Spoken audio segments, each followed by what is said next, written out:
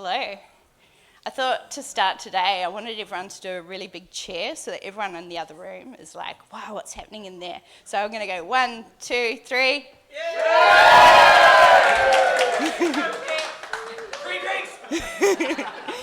Awesome, thank you, that's great. All right, well, I've got my little friend here. So we've been saying lately there's a big theme around AI, and so I don't have a lot of AI in my presentation, so I thought I'd bring my little friend here, Penguin. And so I asked ChatGPT what name I should give it. So this is Waddles, and that's my token AI. So the emperor penguin is the largest of all the penguins. Adults weigh about 40 kilo at the start of breeding season, and they're about 115 centimetres tall, which is about your average 6-year-old. And I've got a 6-year-old at home, and she is not 40 kilo, luckily. So the penguins don't just survive winter, they've decided that's when their breeding season is. So why penguins? We'll find out shortly. So this is my very long title for my talk, so DBT for rapid deployment of a data product. So I'm Pip Sidaway, so I've been at NIB about 14 years. I've bounced around a few different roles, so I actually started in marketing as a product manager. Then I decided I thought spreadsheets were pretty cool and I liked numbers, so moved into business analyst. And then I was like, oh, what do those guys do over there with getting all the data and stuff? So I went into data warehousing, then became an analytics engineer, and now full circle into a product manager role, but I've also got that technical background, so it's kind of cool. So NIB, I don't know if any of you heard of NIB. Everybody should know NIB, right? Yeah, especially all the people from my company here. So our purpose is your better health and well-being. We're a trusted partner in helping our members and travellers make more informed healthcare decisions, transact with healthcare systems, and live healthier lives. So we provide health and medical insurance to about 1.5 million Australian and New Zealanders. We also provide health insurance to more than 180,000 international students and workers. We actually have a very strong technology team too. So to fulfill our purpose, we've got a really good sort of tech team. It's a bit of an outline of what I'm going to talk today. I was actually talking to Drew earlier and joking that a lot of his slides are very similar to what I've got too. So I guess that's good, I'm on trend. So today we're going to talk about our journey, the challenges, what did we do, what we learned, and then some time for questions at the end, which is why all the NIB team are here. So a lot of people have talked through different things, especially large businesses are talking about migration. So moving from like the old stack, your old SQL servers on-prem, and moving into some sort of cloud technology and SaaS products. So this is why penguins. So there's a documentary called The March of the Penguins, where it follows the emperor penguin during its breeding season. So like a data migration, the penguins have a long journey ahead of them. So they actually have a really specific area for their breeding grounds that's a solid piece of ice right up until the end of summer. But at the start, it's about 100 kilometres away for where the penguins need to get. So they have a bit of a journey. So penguins are not really built for walking. They waddle, some fall down, not all of them might make it. And I kind of feel like this is our data journey as well. So you try things, not everything works. So this is our modern data stack image. We were just talking about this before, and we've decided maybe about 95% of people like the data stack image. The other 5% just kind of look at it and don't get it, right? So it's one of the things I always want to know is like, what tools are you using? So this is what we've got. So we have a few different data sources, our data producers. I'd use the pointer bit, the laser, but it doesn't work, so I'll just point. So over the far side, we've got a lot of different systems where our data comes from. We have a few different ingestion tools, so as time's gone on, we've had different business requirements about how often they need to see the data. So we've got a bit of a mix. We've got Snowpipe, Fivetran, and we utilise some of the AWS products as well. So then we move into our main sort of stack. So we have Snowflake as our data stack. DBT we use for our transformations. So Immuta is our data masking data security. And we have BuildKite down the bottom, which is running our pipelines. And And we also have Select Star over on the side, which is our data discovery tool, so being able to see all your definitions and your columns and the lineage. And we've got a few different sort of data discovery tools, with Tableau being one of our key reporting tools. Bloop. Cool, so this is the challenge. So this is sort of representative for our old systems. So we've watched a few different DBT presentations online over the years, and a lot of companies are new, and they start with DBT. We're like, oh, I wish we could start there with this line in the sand. But we've got this legacy system, so we've got all the old things. We've been on a data journey for a while. We're quite a data mature company. So our legacy systems run daily loads, and they can take most of the day to run, and you get yesterday's data. So, woohoo, yesterday, right, at the end of the next day.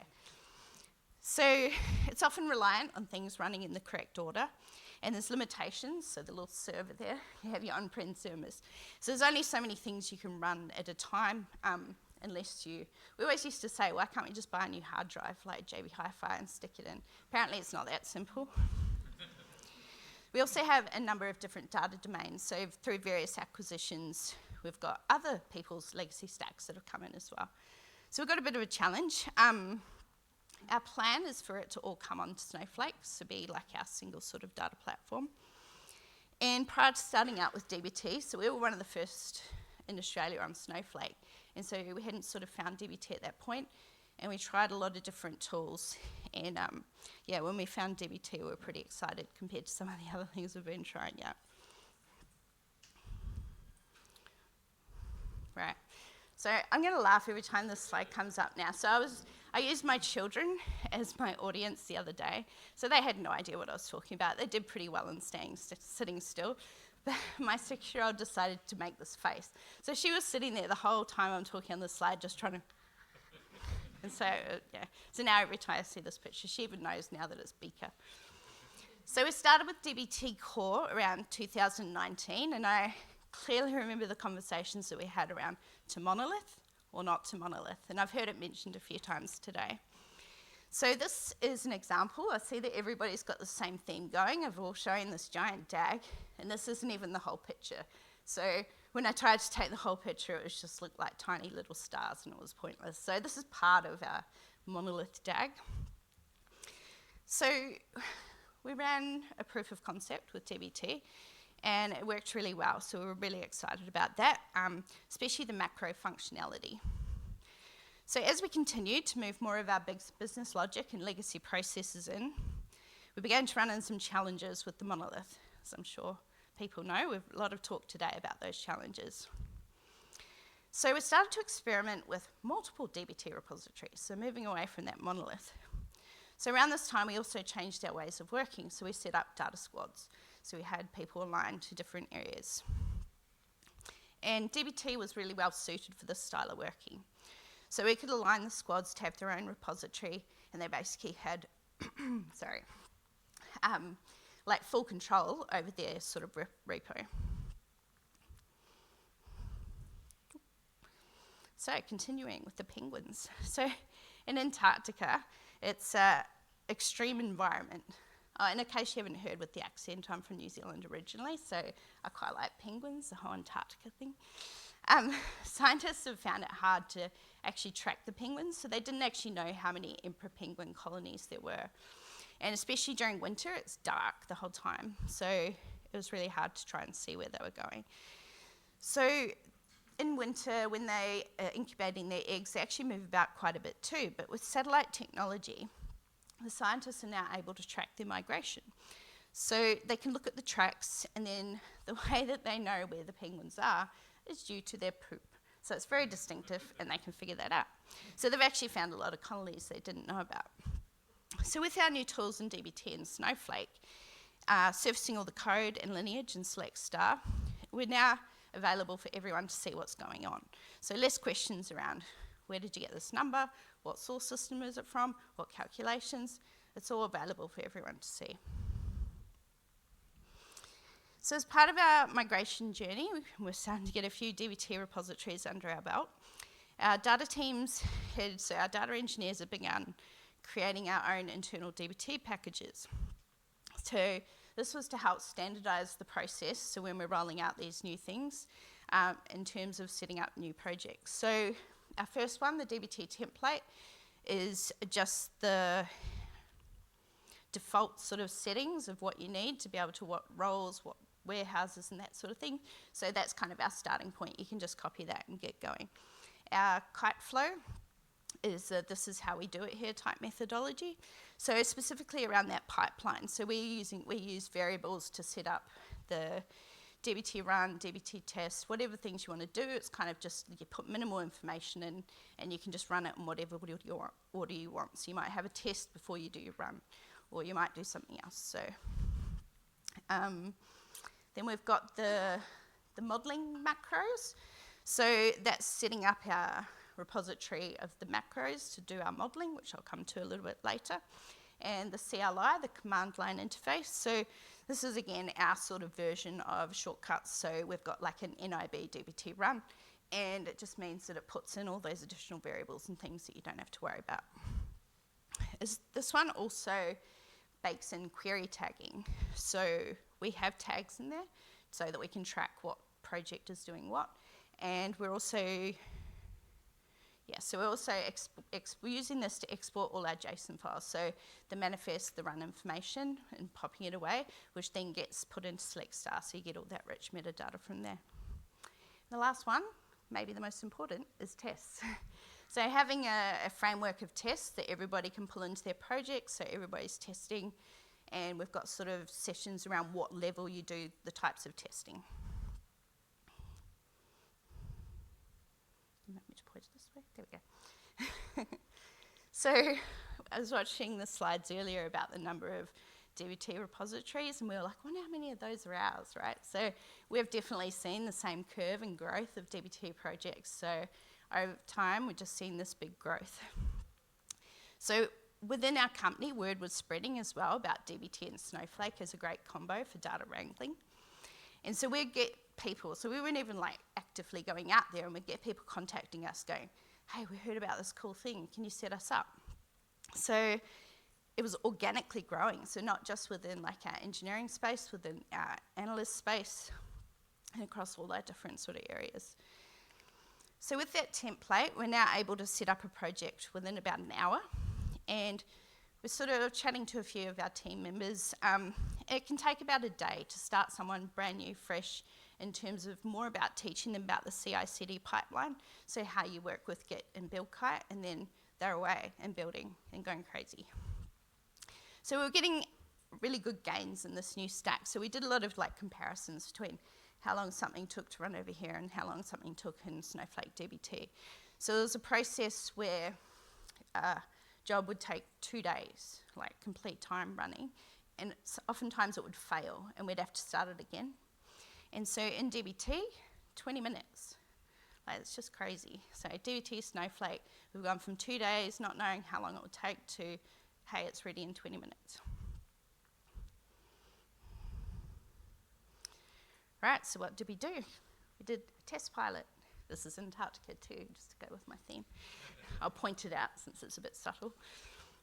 So we ran a test pilot, so we set up a specialised squad just to work on this. So some of the ideas were like, could we use our DBT packages to set up a new product and a project in a faster amount of time? Could we make our new data product robust, so adding new features, it would be easy and accurate? Could we create first-class documentation so all our fields had definitions and were tagged correctly? So we chose a thin slice of one of our legacy data products and got to work. We had some goals around what we wanted to achieve. So we wanted a data product that could support downstream requirements, leveraging the existing learnings that we'd already made with all our repos. So, and delivering both technical and business value and improving data quality, frequency, and usability. And importantly, we wanted something that we could reuse and scale, DBT scale, right? So something that we could just keep adding to and roll out to other projects. So our squad was similar to the penguins. Penguins need to work together for the greater good to keep warm. So they in the worst weather in Antarctica, it's really cold, and so they have large reserves of body fat to enable them to have they have to have a low level of activity during winter. So they're very social, which is apparently unusual in the animal world. And so one of their things is to huddle together. So on windy days, the ones on the outside feel the cold the most. And so they actually all work together where they move down the side of the huddle and then come up through the middle and they're keeping warm. So they're all taking turns, which is also why the whole huddle moves around everywhere.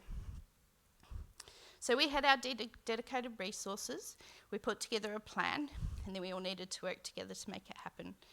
Funnily enough, we had lots of Slack huddles, so that's why this picture rang true for me. I was like, oh, the huddle. And so off we went. So we had a 10-week timeline. So the first part was 5 weeks, so that was our discovery phase. So we went out to the business, talked to all our stakeholders, chatted to them about what we're going to do, what was the most important features they wanted. We looked at all the business rules of all the columns that we were going to pull through. We had some debates, agreed on calculations. We did our modelling design, and we went from there. So the next phase was the delivery phase. So it was originally scheduled at 5 weeks, and I actually just talked to the project manager the other day. And so it ended up, after 14 working days, we had a product ready to go. So it was 4 weeks, but we had all these public holidays, and we were sort of like, public holidays. But because of the way that we'd set it up, it was, it worked really well. Which is kind of a spoiler alert. So the penguins, they succeeded in hatching their eggs. So the male penguins are the ones who actually look after the eggs. And so the penguin mums, after they've had their egg, they go back to the ocean, get some food, and then come back to help feed the chick to make sure it will hatch.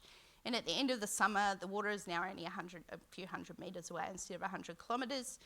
So the little baby penguins can head off to their new lives in the ocean. So we did succeed, and here's the DAG diagram that everybody also has. So this is our very beautiful DAG, and in the early days we'd had some consultancy with DBT Labs, and so I know Christine would be very proud of us. So hey Christine, we've done a DAG. She doesn't like it when the lines cross over. So the key thing to point out here, so these light green boxes here, all the models above, also this is a data vault. I was talking to someone earlier who was like, what, a data vault? So we can talk about that another time. So all these green boxes, they were all driven by macro. So all the objects above that were all macro driven. And so it didn't take us very long to roll that part out, and they're all very standardized. So the same metadata columns, the same type of hashing, all that type of stuff, easy peasy. Just put in a few variables about what your key values, your unique areas, and off you go. So that's where we come back to our modelling DBT project. So that contains all the macros that standardise these approaches. So as we have multiple repos, they're all doing the same things. You'll have the same metadata columns and things like that. Right, so the dark green one. So this is where most of the developer effort goes, which is where you want it to go, because this is where all the business logic is. And so those models, which is only 5 of them, and so that's where all the time was spent. So in terms of putting in your business rules and checking your calculations and those sort of things, and that's where you want to spend most of the time. I know in the past as a developer myself, like this part's just frustrating and it's repeatable and it's like, oh gosh, am I still doing this, and it takes so long. But to be able to spin all these up without really having to think about it and focusing our effort there.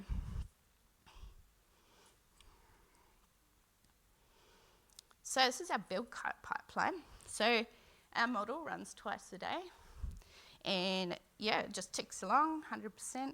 It's great. During the development, we were constantly running tests. So as this was a migration, we were actually able to test against our legacy product.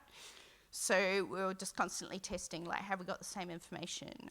We can get feedback straight away. So there was a lot of cases where we'd put something in, and a test would fail, and somebody would be like, oh, the test had failed, and like, well, that's actually good because now we know, and so it sets off a thing, rather than waiting for your stakeholder to go, there's something wrong in your data.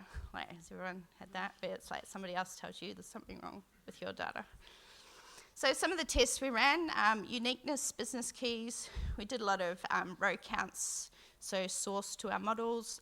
And then in that business area, we have like financial systems, so we're able to like sum up the columns and compare, and also do like percentage variances as well, because with rounding and things like that, you're never going to get it perfect.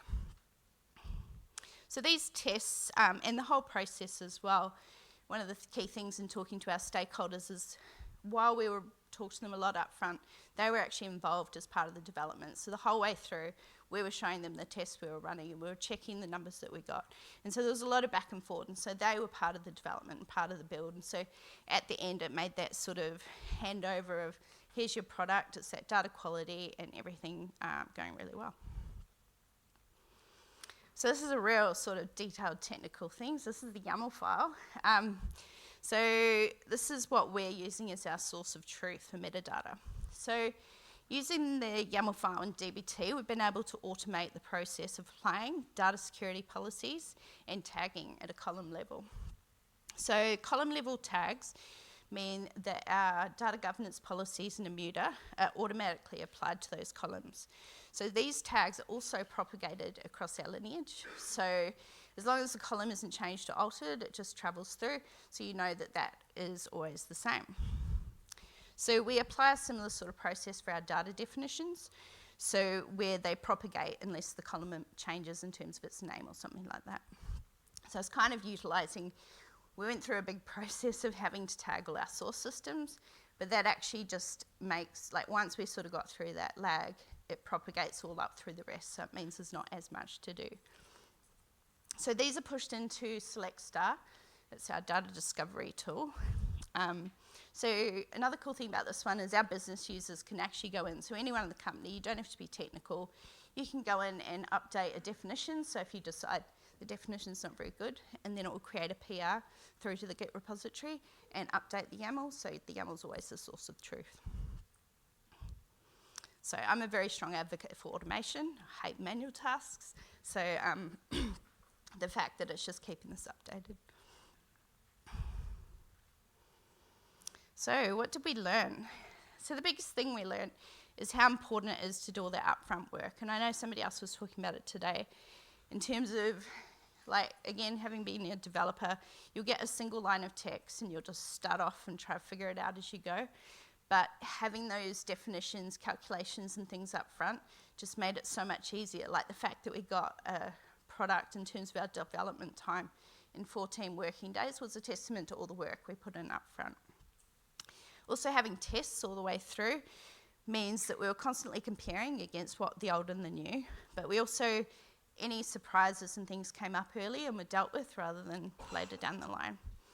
So it also helped us prove out the idea of a data product, because again, this is a new sort of idea. And also keeping this in a single repository. So on the DAG slide earlier, just shows that like you can just separate everything out, have a single data product, and it just simplifies the whole build. So what's next? This is my dream slide. So we want to take these learnings and apply it to all the things that we do. So setting up more distinct data products, sort of moving away from that giant monolith. So being a bit stricter in terms of, as part of our ways of work, making sure we have that information up front rather than the single line of, I want a new column. On my wish list, I'd love to move to event-driven processing. So that's kind of the avalanche. So the avalanche happens and then the things trigger after that. And I'd only want the models to run if they have data that needs changing in them. So we want to do more testing. So Select Star does show you the tests that have been run in the data so that our stakeholders can have a look and see, well, when was this test run and what type of test was run. And my ultimate goal is a product dashboard. So having a dashboard that shows you how many users are using my data set, how much did it cost to produce, when was it last run, so data quality metrics. And also how much PII is in here, is it masked, like all those types of things. So that's sort of my dream. So thank you all for coming and listening to me. Maybe I can talk about that next time, so I'll get these data product dashboards set up and I'll come and have a chat. Maybe you guys are doing some of these things already, so I'd love to hear about it if you're already doing things. At a minimum, you heard about my penguin waddles and learnt some things at Antarctica. And I've got a joke to finish off, so this is great. So why should you not write a book on penguins?